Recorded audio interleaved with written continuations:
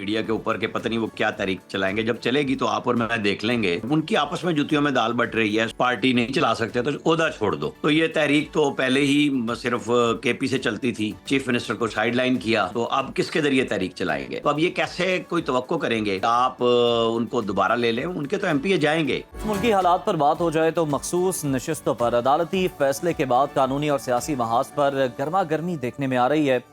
मखसूस नशिस्तों के फैसले के बाद वफादारियां तब्दील होने के खदशे के पेश नज़र तहरीक इंसाफ की जानिब से बड़ा फैसला किया गया है और पीटीआई की पार्लिमानी पार्टी ने तमाम अरकान असम्बली को आज इस्लामाबाद तलब कर लिया, जहां पीटीआई और आज़ाद अरकान से वफादारी का हल्फ लिए जाने का इम्कान है।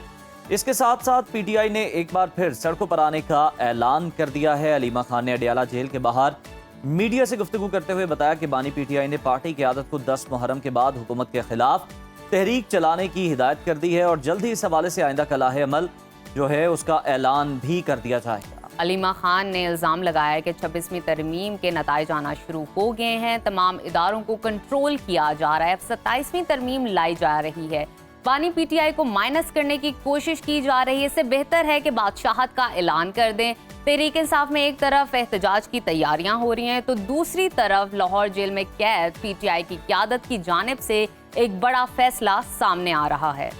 लाहौर जेल में कैद डॉक्टर यास्मीन राशिद, शाह महमूद कुरैशी, उमर सरफराज चीमा, महमूद रशीद और एजाज चौधरी के दस्तखत से जारी मुश्तरका बयान में मुज़ाकरात की अपील की गई है और कहा गया है कि सियासी क़यादत और मुक़तदरा सतह पर मुज़ाकरात होने चाहिए और आगाज़ के तौर पर सियासी बुनियादों पर मुज़ाकरात किए जाएँ।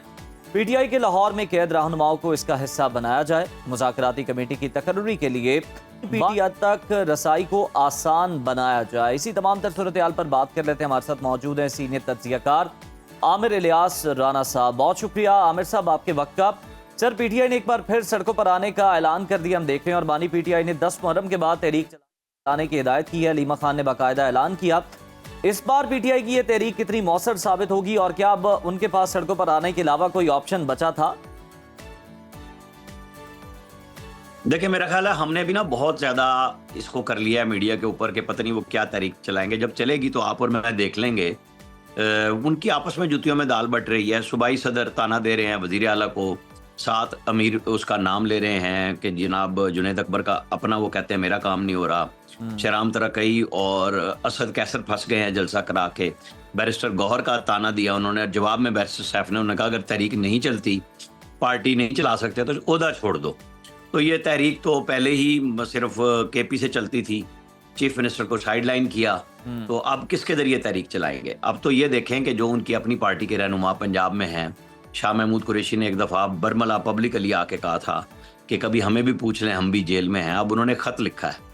ये कसम पुरसी की हालत है एक सियासी पार्टी की, उनके गैर दानिशमंदाना सियासी फैसलों के नतीजे में। तो हम क्या तहरीक तवक्को करेंगे उनसे? अभी तो वो घर बैठ के तहरीक चला रहे थे, अभी 2 बहनें मिल रही हैं, उनके जरिए वो मैसेजेस दे रहे हैं। तो वो क्या किसके जरिए चलाएंगे? पंजाब में कौन मुतारिक होगा? ये वो सारे लोग हैं जो इमरान खान 25 मई 2022 को खुद निकले थे केपी से, तो तब लोग नहीं निकले थे। फिर वो वापस चले गए इस्लामिक टच देते हुए कासिम सूरी वाला, और उसके बाद से मुसलसल 26 नवंबर के बाद कितनी दफ़ा तहरीकें ऐलान हुई, पोस्टपोन हुई, अपोजिशन का अलायंस भी नहीं बना सके। और अब ताने देने की बारी आ चुकी है पूरी पीटीआई, मौलाना फजलुर रहमान को हल्कान हो रही है ताने दे दे के। तो ये क्या तहरीक चलाएंगे ऐसे में? बिल्कुल ठीक है आमिर साहब, इस चीज़ को मज़ीद डिस्कस कर लेते हैं। तहरीक इंसाफ की पार्लिमानी पार्टी का आज इस्लामाबाद में अहम इजलास तलब कर लिया गया है, जहाँ अरकान से वफादारी का हल्फ लिया जाने का इम्कान है। आपको क्या लगता है कि पीटीआई के कितने अरकान वफादारियाँ तब्दील कर सकते हैं? हल्फ लिया हुआ चौधरी उस्मान शायद साहिवाल वाले, वो तो चले गए नून में। हल्फ लिए हुए इनके एमपीएस कई दफ़ा केपी से सेनेटर दूसरी पार्टियों के मुंतखब करा चुके, और अब जब भी इलेक्शन होंगे फिर आप तमाशा देखेंगी कि इन्हीं के लोग फिर लौटे होंगे, जिसको इमरान खान कह रहे थे कि ओपन बैलेट करा लें। और वो सुप्रीम कोर्ट के सारे जो बंदयालवी जो पंचायती सुप्रीम कोर्ट थी उनके जरिए चाहा था, और चीफ इलेक्शन कमिश्नर ने बबांगे दौल कहा कि आप लिख के ऑर्डर कर दें कि इसको ओपन कर दें, मैं कर दूंगा। आइन नहीं मानता, लिहाजा मैं आपकी बात जुबानी नहीं मानूंगा। तो वो लिख के ऑर्डर उन्होंने नहीं दिया था। तो फिर इनको चाहिए था अपोजिशन के साथ बिठा के बात करते और ओपन कर लेते, लेकिन उस वक्त वोट लेना मकसूद था। सादिक संजरानी को चेयरमैन सेनेट बनाया 34-36 वोटों से 64 के मुकाबले में। तो तो ये कब दावे कर सकते हैं कि हम बड़े शफाफ थे, हम लोटे नहीं खरीदते थे, हम ये काम नहीं करते थे? सारी सियासी जमातें अपने वक्त पे एक ही जैसा काम बिल्कुल। करती हैं। और ये बयानिया भी तो आप ले आमिर लें साहब हल। उस वक्त बनाया फिर जाता था हल्फ कि लेने जनाब के वो बाद विकेट गिर गई, हल्फ हमने लेने के विकेट बाद फिर गिरा लोग दी, चले जाएंगे। ऐसा कर लिया वैसा कर लिया। अपनी बारी तो है, अब कुछ और बातें की जा रही हैं, तावीलें पेश की जा रही हैं। सर ये उस्मान साहब की जो आपने बात की, जो इन्होंने अपने हल्फ की खिलाफ वर्जी की, इनकी वीडियो भी मौजूद है सर, लेकिन इस पर जब सवाल किया गया बैरिस्टर गौहर साहब से तो वो ये कहते हैं कि इन लोगों पर बहुत ज्यादा दबाव है, वो अब बहुत कुछ फेस कर रहे हैं, उन पर बहुत ज्यादा प्रेशर है, इस वजह से वो फैसले तब्दील कर रहे हैं और अपनी वफादारियां भी बदल रहे हैं, वरना वो ऐसा हरगिज नहीं करेंगे। आप देखेंगे कि कल को जब हालात चेंज होंगे तो ये पीटीआई का हिस्सा होंगे लोग। मतलब वो दोबारा इनको कबूल करने के लिए ऐलान कर रहे हैं। साथ वो ये भी कह रहे थे कि सुन्नी इत्तेहाद कौंसिल के हमारी केपी असम्बली में 35 मेंबर्स हैं जो आज़ाद हो गए हैं और इंशाल्लाह हमें उम्मीद है कि वो कहीं और नहीं जाएंगे। तो वो तो आज़ाद हो चुके हैं। पीटीआई के अपने किसी एक वकील ने सुप्रीम कोर्ट के जो अक्सरियती फैसला था 12 जुलाई का 8 रुकनी, उसमें एक फैसला था कि सुन्नी इत्तेहाद कौंसिल पार्लिमानी पार्टी नहीं है, तो वो उस दिन से आज़ाद हैं। अब जब वो फाइनल हो गया हतमी तौर पे रिव्यू के बाद भी, तो अब ये कैसे कोई तवक्को करेंगे कि जी आप उनको दोबारा ले लें? उनके तो एमपीए जाएंगे। ये बातें हैं, जब तक ये सियासी फैसले नहीं करेंगे, ये जोर पे चलाने की कोशिश करते हैं। इमरान खान ने परवेज खट्टक के दौर में 25-30 एमपीएस ने बगावत की थी, उन्हें बन्नी गाला में बुलाया, उनका ख्याल था हमारी बात सुनेंगे। उसने एकदम इमरान खान ने उनको आते ही कहा कि जिसने परवेज खट्टक के खिलाफ जाना है यहाँ से उठ के चला जाए। वो सारे चुप करके चले गए और उन्होंने जाके वोट फिर बेच दिया अपने, फिर इनको टिकट नहीं दिए इन्होंने। तो ये धौंस धांधली से नहीं, सियासी अमल से चलते हैं। आपकी सियासी बका सियासत के साथ चलती है। फिर आप उनको या तो वो रवैया ना दें कि आप धमका भी रहे हैं और फिर साथ कहते हैं चलें हालात बदलेंगे हम आपको ले लेंगे, तो फिर कौन ठहरेगा? अच्छा आमिर साहब, अगर हम दूसरी डोमेन में देखें तो एक तरफ तहरीक इंसाफ को असम्बलियों से बाहर किया जा रहा है, तो दूसरी तरफ राना सनाउल्लाह कहते हैं कि एहतजाज किया गया तो सख्त कार्रवाई की जाएगी। किसी भी सियासी जमात से निपटने के लिए क्या हम इसे हुकूमत का जमहूरी रवैया कह सकते हैं? देखें, एहतजाज हर बंदे का राइट है, सियासी जमात का नहीं। हर इंसान का हक है जो पाकिस्तान के आइन में मौजूद है, पाकिस्तान के अंदर मौजूद है और उसमें वो करता है। हुकूमत ने बहुत सख्तियां भी की हैं, लेकिन कमी पीटीआई ने भी नहीं छोड़ी। जो 9 मई वाला वाकया है, उसके बाद और फिर 26 नवंबर पे जो इल्ज़ाम लगाया कि गोली क्यों चलाई, और फिर जाके साथ बैठते भी हैं, मुलाकात भी करते हैं, मुज़ाकरात का रास्ता भी ढूंढते हैं। फिर जब वो कहा जाता है कि हुकूमत से बात करो तो कहते हैं नहीं करनी, आपसे ही करनी है, यानी फौज से करनी है, तो वो नहीं कर रहे। तो ये फिर लड़ाई झगड़ा किसके साथ है? कौन सी जमहूरी जद्दोजहद है? देखें, ये करें ना, एहतजाज बिल्कुल करना चाहिए असम्बली में। पंजाब असम्बली में जब हद से ज़्यादा ये जाएंगे और उसके अंदर ऐसे नादेबा इशारे और गुफ्तगू करेंगे, तो फिर स्पीकर ने अपना वो इख्तियार इस्तेमाल किया जो पीटीआई की अपनी पंजाब असम्बली में यही काम दूसरों पे इस्तेमाल किया गया था। ये कोई नई बात नहीं हो रही। ये चौधरी परवेज इलाही ने भी की है और ये पूरी पीटीआई ने यही काम किया था पंजाब में। उस वक्त आपको याद होगा कि वो सियालवी साहब को लेके बुजदार साहब हर चौथे दिन बैठा करते थे। इनके कुछ एमपीएस जो नून के थे जो उधर चले गए थे। ये मैं आपको इसलिए बता रहा हूँ कि ये कोई आज पहली दफा नहीं हो रहा, इसलिए तो सबक नहीं ना सीखते कि बैठ के तय करें ना मामलात को, नहीं करते तो फिर यही कुछ होगा। अच्छा आमिर साहब, आपने पंजाब असम्बली की बात की है तो हम लाहौर की बात कर लेते हैं कि लाहौर में जो कैद हैं रहनुमा पाकिस्तान तहरीक इंसाफ के, वो ये मुतालबा कर रहे हैं, उन्होंने ख़त भी लिखा है कि बानी पीटीआई तक रसाई दी जाए, बातचीत का जो दरवाज़ा है वो खोला जाए।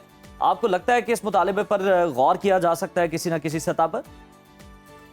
ये पब्लिक अपॉलॉजी की तरह का एक मैसेज है प्रेस रिलीज की सूरत में। जैसे मैंने अभी कहा कि शाह महमूद ने तो कहा था हमें भी पूछ लो। अब वो चाह रहे हैं कि भाई तुम लोग अपनी जिद में फंस गए हो, हमें तो निकालो ना इस हिसाब से, हम तो वैसे कैद हैं। तो जाहिर है कैदियों की मुलाकात तो तब होगी ना जब आप एक मुफाहमत के बड़े अमल से गुजरने के लिए तैयार होंगे। आप इमरान खान अपनी पार्टी को इजाज़त देंगे कि वो हुकूमत के साथ जाके बातचीत करे, फिर सारे रास्ते बनेंगे। लेकिन जब अपनी तरफ से वो सारे रास्ते बंद कर चुके हैं तो फिर शहबाज शरीफ ने तो अब भी जाके बैरिस्टर गौर से कहा था कि बात करें और बातचीत से मसले हल होंगे। तो अब एक ये खत आ गया है, बैरिस्टर गौर उस बात को ओन कर रहे हैं कि उन्हें शहबाज शरीफ ने ऑफर की है। उस ऑफर को मैच्योर करने का फैसला तो पीटीआई को करना है, किसी और को नहीं। बिल्कुल ठीक है आमिर साहब, एक और करंट सिचुएशन को डिस्कस कर लेते हैं। वजीर आला पंजाब की तकरीर के दौरान हंगामा आराई करने वाले ऑपोजिशन के 26 अराकीन को डी सीट करने के लिए तैयारी की जा रही है। क्या स्पीकर पंजाब असम्बली अराकीन को डी सीट कराने में कामयाब हो सकेंगे? क्या लगता है आपको? बिल्कुल इसका जवाब देता हूँ, लेकिन बस एक फिक्रा और कह दूं जी जरूर। कि जब ये कहते हैं ना कि हमें हमारे लीडरों से मिलाएं, अगर तहरीक का ऐलान उनकी बहनों के जरिए आ सकता है पब्लिक में, तो ये मैसेज भी बैरिस्टर गौर भिजवा सकते थे। यही जो प्रेस रिलीज है यकीनन गई होगी उनके साथ, अगली मुलाकात में भेज दे तो जवाब ले लेना कि बातचीत करनी है कि नहीं करनी है। अच्छा, अब आप आ जाएं, स्पीकर पंजाब असम्बली बहुत ठंडे मिजाज के आदमी हैं जी। लेकिन जब जज्बात में आते हैं तो बहुत आगे तक चले जाते हैं। मलिक अहमद खान, मलिक अहमद खान ने अपोजिशन को हर तरह की रास्ता दिया बातचीत का, और हर दफा उसका उल्टा असर मलिक अहमद खान पे आया कि आप गवर्नमेंट को रोंद के अपोजिशन को सिर्फ तकरीरें भी करा रहे हैं, उनकी हर बात मानते हैं।